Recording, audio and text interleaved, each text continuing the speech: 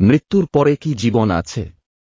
আজকের ভিডিওটি খুবই ইন্টারেস্টিং হতে চলেছে, তাই সকলকে অনুরোধ করব প্রথম থেকে শেষ পর্যন্ত ভিডিওটি দেখুন, তবে সঠিকভাবে বুঝতে পারবেন। পুরাকালে যখন থেকে ইজব এই কথা বলেছিলেন, মানুষ যদি মরে সে কি আবার জীবিত হবে? মানবজাতি প্রশ্ন করেছিল, আমরা কোথা থেকে এসেছি, কোথায় বা যাব?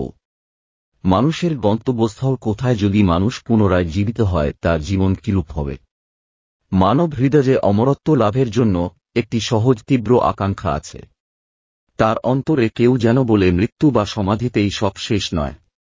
সত্যই এই জগতে খুব কম লোকই দেখা যায় যাদের মৃত্যুর পর জীবন সম্বন্ধে কোনো প্রকার বিশ্বাস নেই। পৃথিবীর তো সমুদয় সৃষ্ট বস্তুর মধ্যে মানবী সর্বোচ্চ পর্যায়ে রয়েছে, যদিও নিম্নস্তরে পশুরা ও বিশেষ বিশেষ প্রবৃত্তির অধিকারী।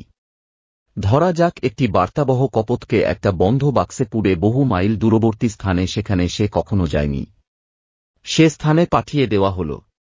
যখন কপোতটিকে থেকে মুক্ত করে দেওয়া হয় তখন কি হয়?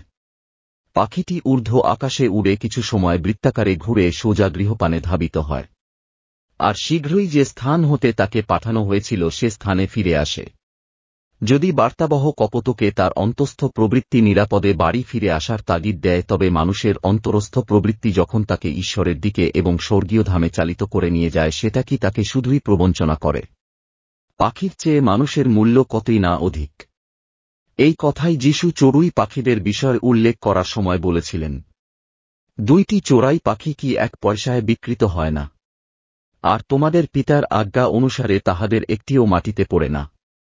এমনকি তোমাদের মস্তকের কেশগুলিও সমস্ত গণিত হইয়াছে। এই জন্য ভয় করিও না, বহু চড়ুই পাখি হইতে তোমরা শ্রেষ্ঠ। প্রকৃতি শেখায় মৃত্যুর পর জীবন আছে। একটি গমের বীজ যখন মাটিতে পড়ে মনে হয় নষ্ট হয়ে গেল, কিন্তু তা হয় না। প্রকৃতি অলৌকিক কাজ করে। মৃত্যুর মধ্যে দিয়ে জীবন আছে। মৃত গমের বীজ কেবল পূর্ণ জীবনই লাভ করে না, উপরন্তু নিজেকে অনেক গুণ বাড়িয়ে তোলে। মানুষ নিশ্চয়ই একটি গমের দানা থেকে অনেক বেশি মূল্যবান। প্রভু যিশু মৃত্যুর পর যে জীবন আছে তা পরিষ্কারভাবে শিখিয়েছিলেন। যখন সদ্দুকীরা পুনরুত্থান অস্বীকার করেছিল, তিনি বলেছিলেন, তোমরা ভ্রান্ত হইয়াছ, কারণ তোমরা না জানো শাস্ত্র, না জানো ঈশ্বরের শক্তি। মৃতদের পুনরুত্থান সম্বন্ধে তোমাদের নিকট উক্তি ঈশ্বরের সেই বাক্য কি তোমরা পাঠ করো নাই? তিনি বলেন, আমি আব্রাহামের ঈশ্বর, ইসাহাকের ঈশ্বর, যাকবের ঈশ্বর। তিনি মৃতদের ঈশ্বর নহেন, কিন্তু জীবিতদের ঈশ্বর। হ্যাঁ, আপনি এবং আমি এই জীবনের পরেও আবার বেঁচে থাকব। একমাত্র এবং সবচেয়ে গুরুত্বপূর্ণ প্রশ্ন হচ্ছে এই যে, আমাদের সেই বেঁচে থাকাটা কি সুখের হবে? অথবা ঈশ্বর না করুন, জীবিত থাকাকালীন যে সুযোগটি আমরা হারিয়েছি, সেটি আমাদের বিবেককে দংশন করতে থাকবে।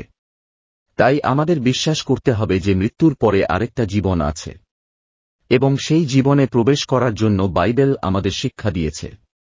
সেই শিক্ষাকে আমরা সকলেই অনুসরণ করে চলব, তবেই আমরা পুনরুত্থানের সহভাগিতা করতে পারব। বাক্যটি আপনারা সকলে বুঝতে পেরেছেন।